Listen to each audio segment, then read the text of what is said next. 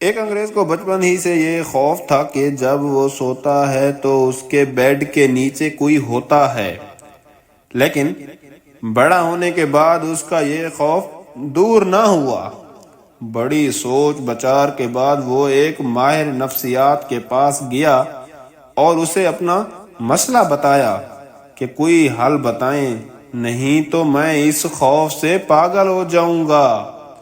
ماہر نفسیات نے اسے کہا کہ مجھ سے علاج کروا لو، 1 سال میں تمہارا یہ مسئلہ گارنٹی کے ساتھ حل ہو جائے گا، بس ہفتے میں 3 دن تمہیں آنا ہوگا میرے پاس۔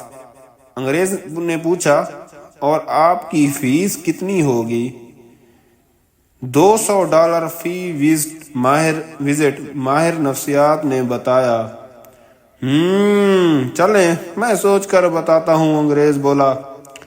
پھر کوئی 1 سال بعد اس گورے اور ماہر نفسیات کی کسی فنکشن پر ملاقات ہوئی تو ماہر نفسیات نے پوچھا کہ تم آئے نہیں میرے پاس؟ گورے نے جواب دیا کہ میرا وہ مسئلہ میرے ایک پاکستانی دوست نے صرف 1 بریانی کی پلیٹ اور 1 بوتل پر دور کروا دیا، اور آپ کی فیس کے پیسے بچا کر میں نے گاڑی بھی خرید لی ہے۔